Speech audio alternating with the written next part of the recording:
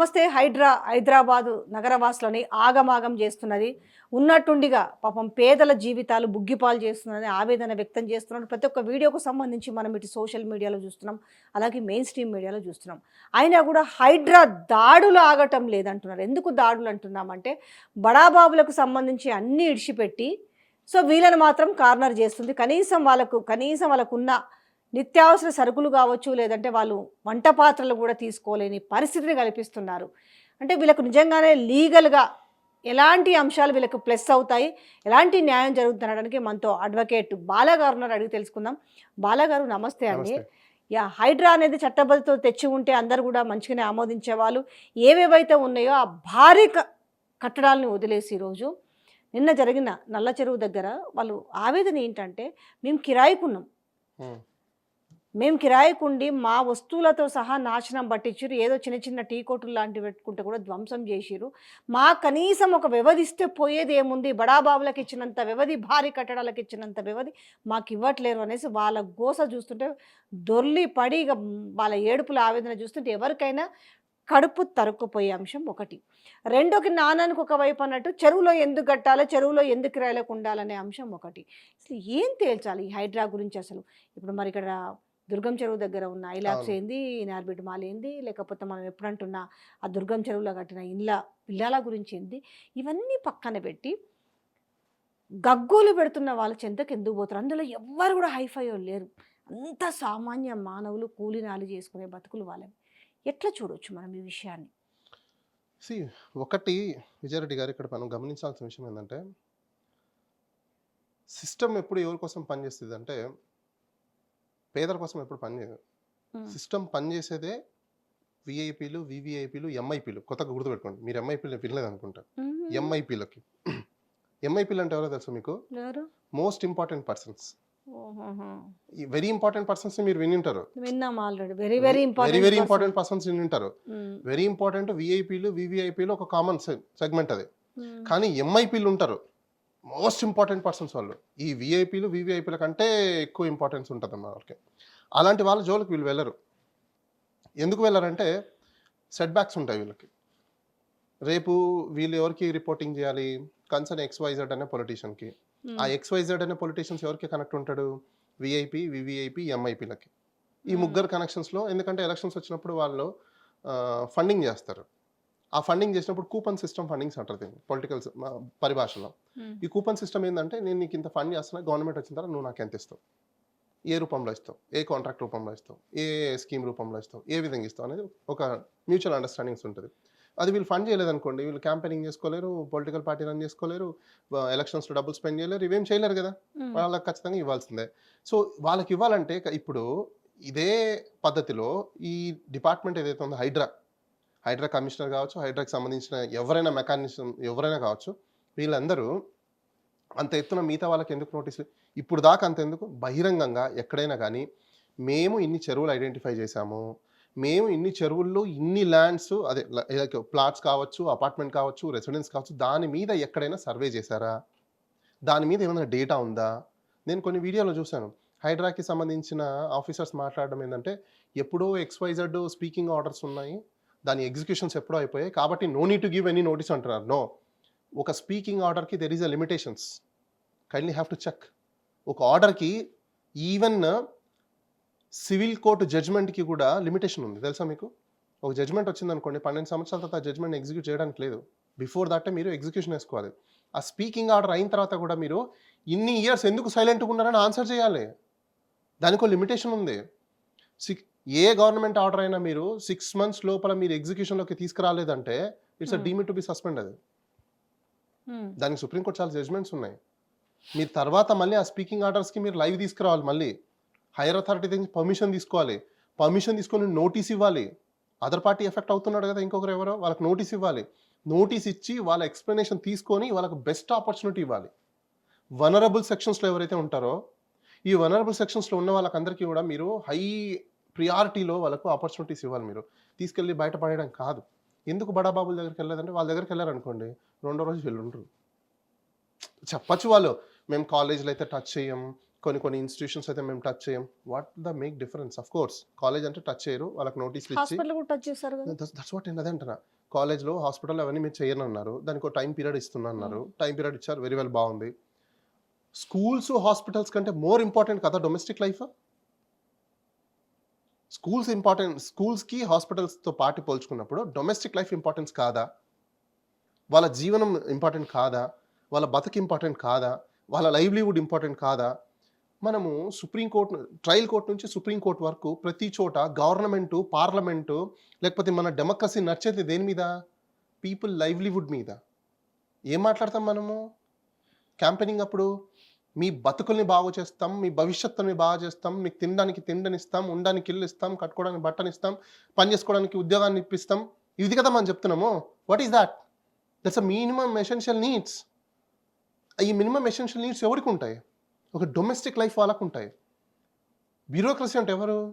హైయెస్ట్గా చదువుకున్న వాళ్ళు. ఏం చదువు? అది కూడా సివిల్ సర్వెంట్స్, ఐఏఎస్ చదివి ఉంటారు. దాంట్లో అన్ని రకాల సబ్జెక్ట్స్ వచ్చి ఉంటాయి. ఒక్కొక్కరు ఒక స్పెషలైజేషన్ తీసుకుంటారు. ఒకరు పాలిటిక్స్ తీసుకుంటారు, ఒకరు సోషల్ సైన్సెస్ తీసుకుంటారు, ఒకరు ఎకానమీ తీసుకుంటారు, ఒకరు ఇంకోటి తీసుకుంటారు, రకరకాలు ఉంటాయి. కానీ మీరు అందరు చదివి ఉంటారుగా, బేసిక్ ఫండమెంటల్స్ అయితే ఉంటాయి కదా దాంట్లో. ఈ బేసిక్ ఫండమెంటల్స్ తీసుకోకుండా బయాస్డ్గా వెళ్ళిపోవచ్చా? వెళ్ళిపోవడానికి ఉందా? ఇప్పుడు ఆ జీవోకి చట్టబద్ధత అనే అంశం మీద లాస్ట్ టైం కూడా మనం డిస్కస్ చేసాం. మన రాజ్యాంగంలో కూడా ఎగ్జిక్యూటివ్కి పవర్ ఎక్స్టెన్షన్ ఉంది, కానీ జీవోకి లెజిస్ట్రేషన్ అంత పవర్ ఎప్పుడు ఇవ్వలే. నేను కొన్ని ఇంటర్వ్యూలో చూశాను, ఆర్టికల్ 162 గురించి కానీ 161 గురించి కానీ చెప్పేటప్పుడు ఆర్టికల్ 161 ఏం చెప్తుందంటే, మీకు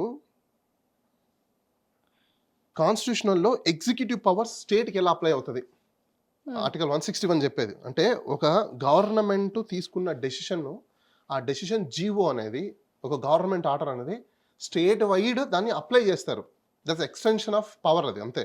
ఎక్స్టెన్షన్ ఆఫ్ పవర్కి, లిమిటేషన్ ఆఫ్ పవర్కి చాలా డిఫరెన్స్ ఉంది. జీవో ఎంతవరకు లిమిటేషను? దాని వ్యాలిడిటీ ఏంటి? It's a government executive order. It is equal to then of legislation? No. మరి లెజిస్ట్రేషన్కి ఈక్వల్గా గవర్నమెంట్ ఆర్డర్ అయినప్పుడు ఇంకా గవర్నమెంట్ ఎందుకు? నాకు అర్థం కాదా. ఒక జీవోతో ఒక కమిటీ కాన్స్టిట్యూట్ అయింది, ఈ కమిటీకి అంత వ్యాలిడిటీ ఉందా? ఇప్పుడు మనం ఇన్ని మాట్లాడుకుంటున్నాం కానీ ఇక్కడ జరుగుతున్న విధానం చూస్తే ఈ ఈ హైడ్రాకు సంబంధించి మనం ఇన్ని రోజుల నుంచి చర్చ పెడుతున్నాము, ఇంతమంది బాధలు వింటుంటే అంత సామాన్యుల బాధలే వినపడుతున్నాయి. ఇదిగో 20 అంతస్తులు కుడతారు, అదిగో 40 అంతస్తులు, అదిగో వాంది, ఇదిగో వాంది అంటారు. కానీ అక్కడ ఆ వాడు కనిపించట్లే. ఇక్కడ వీళ్ళు అంటే నా చెయ్యి హైట్లో ఉంది, ఇక్కడ వీళ్ళే ఎందుకు కార్నర్ అవుతున్నారు? వీళ్ళు ఎందుకు ఇంకా వార్తల్లో ఉంటున్నారు కానీ కూలగొట్టట్లేదు? ఇప్పుడు వాళ్ళు, మీరు చెప్పే హై చెయ్యి వాళ్ళు ఎవరైతే ఉంటారో, వీళ్ళకి నోటీస్ రాకపోయినా, నోటీస్ వచ్చినా ఇమీడియట్లీ కోర్టుకు వెళ్ళి స్టే తెచ్చుకుంటారు వాళ్ళ పర్వ్యూ వరకు. అది ఎంటైర్ స్టేట్ ఇవ్వరు. మళ్ళీ కూడా ఎవరైతే ఎఫెక్టెడ్ పర్సన్ ఉంటాడో, అగ్రీవ్డ్ పర్సన్ ఉంటాడో అతను వెళ్తాడు. సో వాళ్ళు స్టే తెచ్చుకుంటారు కాబట్టి కామ్గా ఉండాల్సి వస్తుంది. కానీ వీళ్ళు ఎక్కడ వెళ్తారు? వీళ్ళు ఎలా ఎంతమంది వెళ్తారు? ఇప్పుడు నేను లాస్ట్ టైం మీకు కూడా నేను చెప్పాను, అలాంటి వనరబుల్ పర్సన్స్ కానీ ఎఫెక్టెడ్ పర్సన్స్ ఉంటే కానీ రమ్మని చెప్పండి, పిఏఎల్ ఫైల్ చేద్దామని చెప్తాం, పబ్లిక్ ఇంట్రెస్ట్ చేద్దామని. అలాంటి పర్సన్స్ రావాలి కదా. అండ్ బై ద వే, ఇక్కడ మీరు అన్నట్టు ఈ చిన్న వాళ్ళకందరికీ ఇంట్లోంచి సామాన్లు తీసి బయట వేసేసి కొట్టేసే పవర్ ఉందా? హైడ్రాక్ అది ఉందా? అంటే అప్పుడు ఏమంటారు ఆ పాయింట్? ఓకే, మీరన్న పాయింట్ ఓకే, ఏం చేస్తాం మరి? చెరువులు ఆక్రమించి కట్టుకుంటే తీసేయక ఏం చేస్తాం అనే మాట కూడా వాళ్ళు ఆ ప్రొజెక్షన్ ఇస్తున్నారు కదా. ఎగ్జాక్ట్లీ. ఇక్కడ మీరు ఆ మాట వచ్చినప్పుడు ఏం చేస్తామని అన్నారు కదా, వాళ్ళని తీసి రోడ్డు మీద వేస్తే వాళ్ళ రెస్పాన్సిబిలిటీ ఎవరిది? రోడ్ల మీద పడ్డోళ్ళది. వాళ్ళ రెస్పాన్సిబిలిటీ ఎవరిది? ప్రభుత్వం తీసుకోవాలి. కానీ అక్కడ పరిస్థితి కనిపిస్తలేదు. మీరు చెరువులో కట్టుకున్నారు కాబట్టి మీరు నేరస్తులు కాబట్టి మిమ్మల్ని తీసి రోడ్డు మీద వేసినాం అంతే. నేరస్తుడికి రైట్ ఉండదా? నేరస్తుడికి రైట్ ఉండదా? అదే కదా ఇప్పుడు జరుగుతున్న విషయం. మీరు అన్నట్టుగా కోర్టుల పరంగా చూసుకుంటే సుప్రీంకోర్టు కూడా జరిపింది, అన్యాక్రాంతమైనా కూడా చట్ట పరిధిలో వెళ్ళాలి అనేది చెప్తున్నది. కానీ మరి అదే సుప్రీంకోర్టు, ఒక నిమిషం, మరి అదే సుప్రీంకోర్టు ఏం చెప్పింది? చెరువులను ఆక్రమించుకుంటే ఎలాంటి నోటీసులు ఇవ్వకుండా కూడా డెమాలిష్ చేయొచ్చు ఉంది కదా. అది కూడా ఇదే హైకోర్టు ఇచ్చిన క్లాజ్ లో ఉందంటే కదా. ఇదే మన హైడ్రా కమిషనర్ రంగనాథ్ చెప్తున్నాడు, సుప్రీంకోర్టే చెప్పింది చెరువులు నాలాలు ఆక్రమిస్తే నోటీసులు ఇవ్వాల్సిన అవసరం లేదు అని. ఇంకొక పాయింట్లో చూసుకుంటే సుప్రీంకోర్టు ఏం చెప్తుంది? మళ్ళీ వాళ్ళు అనధికారికంగా కట్టినా కూడా చట్టబద్ధంగానే పోవాలి అనేసి మనం అంటున్నారు. ఈ రెండిట్లో మరి వీళ్ళు దీన్ని వదిలేసి దీన్నే తీసుకున్నారు. నేను ఇక్కడ బాగా చెప్తాను చూడండి, ప్రజలు కూడా వినాలి. సుప్రీంకోర్టు కూడా నాలాలు, చెరువులు, కట్టలు ఇలాంటివి ఆక్యుపై చేస్తే కూలగొట్టమనే చెప్పింది. అయితే కింద వాళ్ళు చదవాలి. As per rule of law అంటది. What is mean by the as per rule of law? అంటే నోటీస్ ఇవ్వద్దనా? రూల్ ఆఫ్ లా అంటే వాళ్ళు ఏంటి? అదే చెప్తున్నారు. నో, రూల్ ఆఫ్ లా అంటే నోటీసులు ఇవ్వద్దని కాదు మేడం. ఇవ్వాలి. రూల్ ఆఫ్ లా అంటే నోటీసులు ఆ రూల్ కి తగ్గట్టుగా, ఆ లా కి తగ్గట్టుగా మీరు ఇస్తే వాళ్ళు పాటించాలి. మళ్ళీ పోతున్నారు కదా, స్టే తెచ్చుకుంటున్నారనే కదా. డెఫినెట్లీ వాళ్ళ రైట్ అది. డెఫినెట్లీ మరి అట్లయితే చెరువులు కుంటలు నాలాలు No, ఎట్లా దాని ఎట్లా కోర్టు- పరిరక్షించబడతాయి? దాని కోర్టు డిసైడ్. మరి ఇన్ని రోజులు ఏం చేశారు? కళ్ళు మూసుకొని నిద్రపోతున్నారా? గత 30 సంవత్సరాల నుంచి జీతాలు తీసుకుని ఈ ఆఫీసర్లు ఏం చేశారు? గత 20 సంవత్సరాల ఎక్స్పీరియన్స్ ఉన్న ఇదే ఆఫీసర్లు అందరూ ఏం చేస్తున్నారు? అప్పుడు కళ్ళు మూసుకున్నారు కాబట్టి ఇప్పుడు కళ్ళు తెరిపించి దీన్ని మొత్తం మరి కళ్ళు పరిరక్షించారు. తెచ్చుకున్నప్పుడు మీ జీతాలన్నీ తిరిగి కట్టండి. మీ జీతాలు తీసుకున్నారుగా, ఉత్తిపోయినానికి తీసుకున్నారుగా, మరి పని లంచాలు చేయలేదుగా. తీసుకున్నారు, జీతాలు తీసుకున్నారు, అన్ని తీసుకున్నారు. తిరిగి ఈ రోజు కట్టండి రిటైర్డ్ అయిన తర్వాత పెన్షన్స్ కూడా మరి తీసుకుంటారు. తిరిగి కట్టండి. అలాంటప్పుడు మీరు పర్మిషన్లు ఎందుకు ఇచ్చారు? సో ఆ జీవో తీసుకురావాలి కదా అయితే దీంతో పాటు హైడ్రాతో ఖచ్చితంగా పాటు. జీవో కూడా అక్కర్లేదండి. ఎవరైతే దీనికి ఎఫెక్టెడ్ ఉంటున్నారో వాళ్ళు వస్తే కోర్టులో వస్తే డెఫినెట్ గా వీళ్ళవన్నీ చేయించవచ్చు. కానీ ఎక్కడ వస్తున్నారు? మీకు ఇంకోటి కూడా చెప్తా, ప్రజలు కూడా అందరూ తెలుసుకోవాలి. రోడ్డు మీద ఈ రోజు పడేస్తున్నారు. వీళ్ళందరికీ తెలుసో తెలీదో నాకు తెలియదు, కానీ ఎవరైతే ఈ మిషనరీలో పనిచేస్తున్న స్టాఫ్ ఏదైతే ఉందో ఆ కమిటీకి సంబంధించిన స్టాఫ్ వాళ్ళు కూడా తెలుసుకోవాలి. అయ్యా మీరందరూ కళ్ళు తెరుచుకోండి కాస్త. 2013లో మీ గవర్నమెంటే ఉమ్మడి ఆంధ్రప్రదేశ్ ఒక జీవో ఇష్యూ చేసింది. ఆ జీవో నెంబర్ కూడా చెప్తాను చూడండి. GO number 511. ఆ జీవో ఏంటో తెలుసా? ఎప్పుడు ఇచ్చింది? 28 డిసెంబర్ 2013. అంటే రాష్ట్రం విడిపోకున్న ముందు, సంవత్సరానికంటే ముందు ఇచ్చింది. ఏం చెప్తుంది తెలుసా ఆ G O? National urban livelihood mission NULM scheme shelter for urban homeless operational guidelines. ఎవరికైతే షెల్టర్ ఉండదో, ఇల్లు ఉండదో, దిక్కు లేకుండా వాళ్ళు ఉంటారో, రోడ్డు మీద పడిపోయిన వాళ్ళు ఉంటారో, వీళ్ళందరికీ కూడా రూమ్లు, హౌసెస్లు, వాళ్ళకి ఏదో షెల్టర్ ఇమ్మని చెప్పేసి అని ఇచ్చింది. మీ ఓన్ జీవోనే మీరు తుంగలో తొక్కేసి జనాల్ని బయటపడేస్తుంటే ఇంకా మీరు ఏం రూల్ ఆఫ్ లా పాటిస్తున్నట్టు, మీరు ఏమి ఎగ్జిక్యూషన్ చేస్తున్నట్టు, మీరు ఏ విధంగా మీ ఎగ్జిక్యూటివ్ పవర్స్ని లేకపోతే మీ ఎగ్జిక్యూటివ్ డ్యూటీస్ని డిశ్చార్జ్ చేస్తున్నట్టు, గుడ్ ఫెయిత్ కింద మీరు ఎక్కడ ఉన్నట్టు? అసలు అక్కడ ఎక్కడైనా గుడ్ ఫెయిత్ కనిపిస్తుందా? ఒకటి చెప్తున్నా, ఏ బ్యూరోక్రసీకైనా, ఏ గ్రూప్ 1 ఆఫీసర్కైనా, ఏ గవర్నమెంట్ ఎంప్లాయీకైనా మీకు ఇమ్యూన్ ఎప్పుడు ఉంటుందంటే good faith as per rule of law మీరు చేస్తేనే. ఒకవేళ మీ ఎగ్జిక్యూషన్లో గుడ్ ఫెయిత్ లేకపోయినా, రూల్ ఆఫ్ లా అప్లై లేకపోయినా, బ్లైండ్ ఐస్తో చేసేసినా, హై హ్యాండెడ్తో చేసేసినా, అప్లికేషన్ ఆఫ్ మైండ్ లేకపోయినా డెఫినెట్గా పనిష్ అయ్యేది మీరే. మీకు పవర్ ఇప్పుడు ఇచ్చారని చెప్పి నేను చేసేసిందే కరెక్ట్ అని అనుకోవడం మాత్రం ఎంత మాత్రం కరెక్ట్ కాదు. Your every act, every execution test before the court. అది మీరు గుర్తుపెట్టుకోవాలి. చాలా సందర్భాల్లో ఇలాంటివి జరిగాయి. అందరు జాగ్రత్తగా గుర్తుపెట్టుకోవాల్సిన అవసరం ఉంది. నేను ఎందుకు ఈ జీవో చెప్తున్నానంటే, ఈ జీవో ఆబ్జెక్ట్ చూడండి, beautiful. Ensure availability and access to the urban homeless populations to the shelter including this basic essential services like water supply, sanitation, safety and security, to provide access to the various elements of especially to vulnerable sections with social security, pensions, PDS, ICDS, identity, financial inclusion, education, affordable housing, etc. etc. అంటే మీ జీవోనే ఇంత చక్కగా 511 GO 2013లో ఇచ్చి రోడ్ల మీద జనాలు ఎక్కడైతే పడిపోయి ఉంటారో వాళ్ళని తీసుకెళ్ళి షెల్టర్ ఇచ్చి వాళ్ళని బతికించండి అయ్యా అని చెప్పేసి అని స్టేట్ కాన్స్టిట్యూషన్లోనే ఉంది. DPSP, directive principles of state పాలసీస్లో మీరందరూ రాజ్యాంగం చేసేది ఏంటి? ఇప్పుడు రాజ్యం గవర్నెన్స్ చేసేది ఏంటి? అలాంటి వాళ్ళ కోసమే కదా చేసేది గవర్నెన్స్. మీరు చేసేది వెల్ఫేర్ అంతా. ఈరోజు మీరే తీసుకెళ్ళి వాళ్ళని కంప్లీట్గా రోడ్డు మీద పడేస్తుంటే వాళ్ళ ఇంట్లో సామాన్లు తీసే రైట్ మీకు జీవోలో ఉందా? First question. వాళ్ళ ఇంట్లో ఉన్న సామాన్లు మొత్తం డ్యామేజ్ చేసే రైట్ మీకుందా? జీవోలో ఇచ్చారా? ఆ జీవోలో స్టాండర్డ్ ఆపరేషన్ ప్రొసీజర్ ఎక్కడైనా ఉందా? ఎలా ఫాలో అవ్వాలి, ఏ విధంగా ఎగ్జిక్యూట్ చేయాలి, ఏ విధంగా నోటీస్ ఇవ్వాలి అంటే దానికి మళ్ళీ ఏం చెప్తున్నారు? మున్సిపల్ కార్పొరేషన్ యాక్ట్ కానీ, మున్సిపాలిటీ యాక్ట్ కానీ ఫాలో అవ్వమంటారు. మరి మున్సిపల్ కార్పొరేషన్ యాక్ట్ కానీ, మున్సిపాలిటీ యాక్ట్ కానీ మీరు ఫాలో అవుతున్నారా?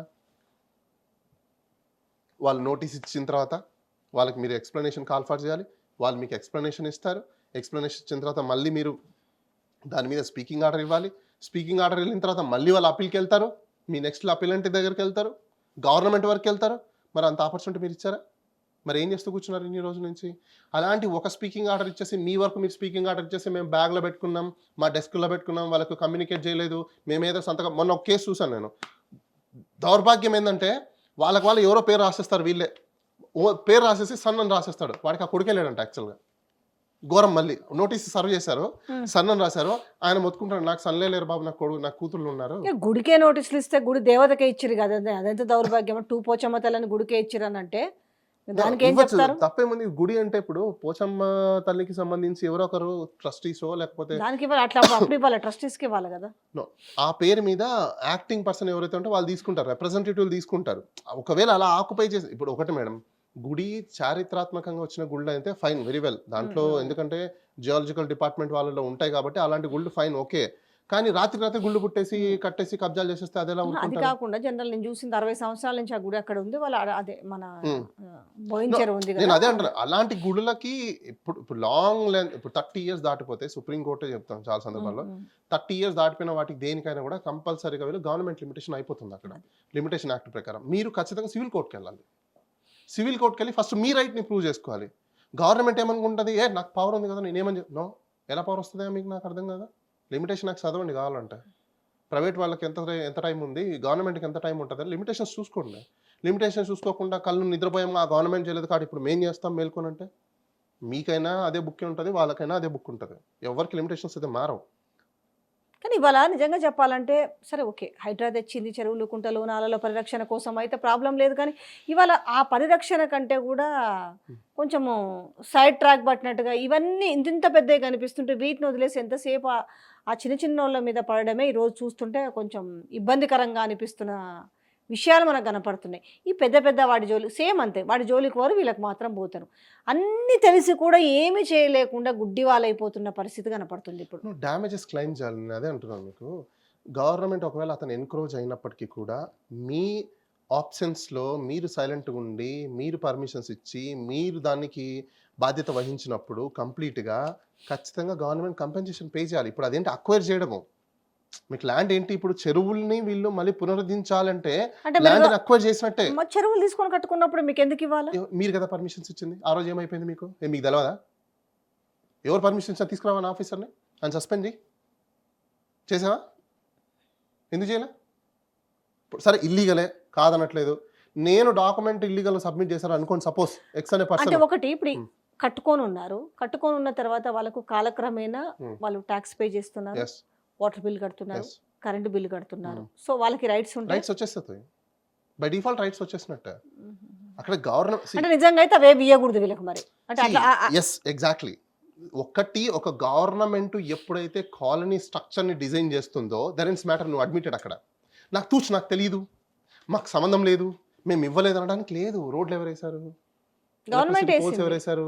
గవర్నమెంట్ ట్యాక్స్ ఎవరు కలెక్ట్ చేస్తున్నారు? గవర్నమెంట్. దీని అన్నిటికీ ఆన్సర్ చేయాలి. ఇప్పుడు దీన్ని అన్ని ఇల్లీగల్ అన్నారు అనుకోండి, ఓకే, వాళ్ళు పర్మిషన్స్ ఇల్లీగల్గా తీసుకున్నారు, అవి పక్కన పెట్టాయి. రోడ్లు కాంట్రాక్ట్ ఇచ్చావుగా, దానికి బిల్స్ పాస్ చేసావుగా, నువ్వు గవర్నమెంట్ అప్రూవ్ చేసిందిగా, మరి ఇది కూడా ఇల్లీగలా? మరి ఎలక్ట్రిసిటీ డిపార్ట్మెంట్, అయితే ఇక్కడ గవర్నమెంట్, వాటర్ డిపార్ట్మెంట్, ఒక చిన్న శానిటేషన్ డిపార్ట్మెంట్, డన్ ఓకే. అయితే ఇప్పుడు సపోజ్ ప్రీవియస్ ఉన్న గవర్నమెంట్ ఉంది, ఒక 30-40 years నుంచి ఉన్నప్పుడు అక్కడ మనకు హ్యుమానిటేరియన్ ఒక మానవత్వంతో కూడా మనం ఆలోచించి వాళ్ళకు మినిమం వసతులు కల్పించారు. కొన్ని ప్రాంతాల్లో వాళ్ళకి ఇక్కడ ఏమి ప్రభుత్వానికి వచ్చే బెనిఫిట్స్ కోసం కాకుండా వాళ్ళని ఉద్దేశించి వాళ్ళకు నీళ్లు, కరెంటు, రోడ్లు ఈ ఫెసిలిటీ కల్పించింది.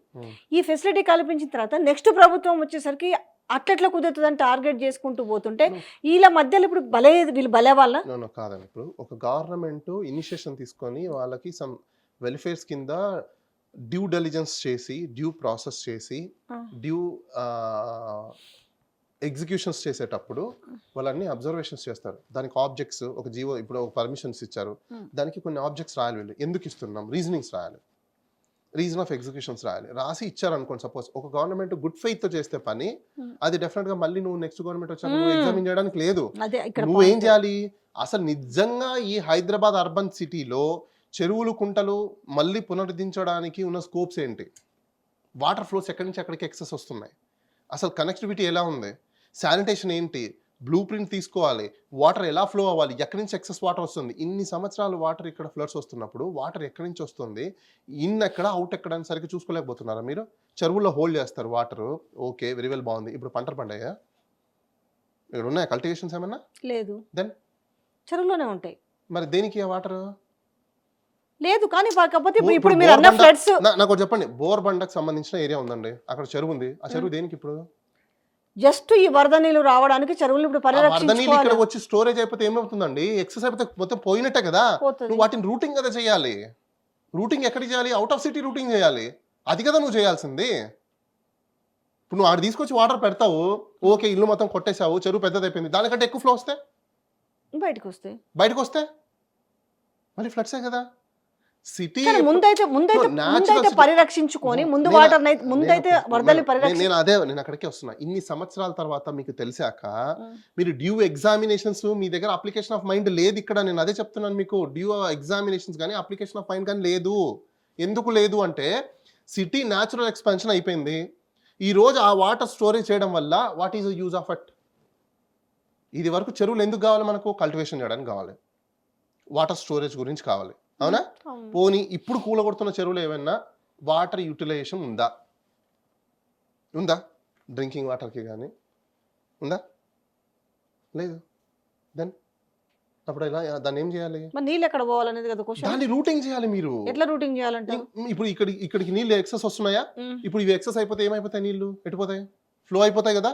దీనికి రూట్ కదా చేయాలి ఇప్పుడు మీరు. ఇప్పుడు ఎక్కడి నుంచి అయితే ఇన్ అయితే వాటర్ వస్తున్నాయో ఆ వాటర్కి ఈ చెరువుని కనెక్టివిటీ లేకుండా, లేకపోతే చెరువుని డైల్యూట్ చేసి ఇంకో రూటింగ్ చేసి ఇంకో చోటికి కనెక్ట్ చేస్తే అప్పుడు మీరు మైండ్ అప్లికేషన్ చేసినట్టు. అంతేగాని వాటర్ ఇక్కడ నేను చెరువు పెంచేశాను కాబట్టి నీళ్ళు ఇక్కడ వచ్చి స్టోరేజ్ అయిపోతే ఇంకా వరదలు రావాలనుకుంటే ఎలా? చెరువుని ముంచి ఇప్పుడు వర్షాలు ఎక్కువ వచ్చాయి అనుకోండి, నేచర్ని మీరు ఏమైనా క్యాలిక్యులేట్ చేయగలుగుతారా?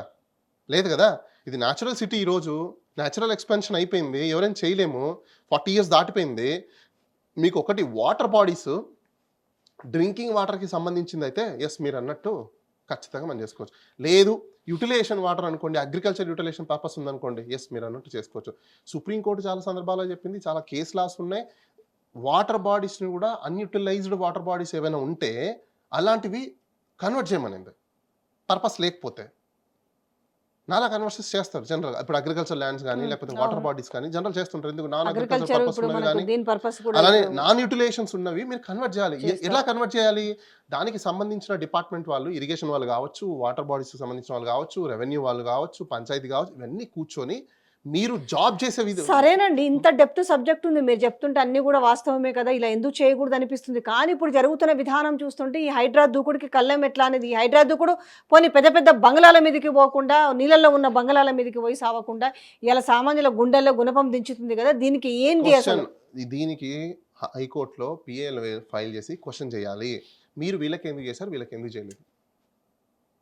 ఇప్పుడు వీళ్ళకి షెల్టర్ మీరు ఎందుకు ఇవ్వలేదు, ఆపర్చునిటీ ఎందుకు ఇవ్వలేదు? ఇప్పుడు జియో 511 మీకు చెప్పాను కదా, రోడ్డునే వేసావు, వాళ్ళకి షెల్టర్ ఇవ్వకుండా నువ్వు ఎందుకు వెళ్ళిపోయావు? అక్కడి నుంచి వెళ్ళిపోయారు కదా, వాళ్ళని పనిష్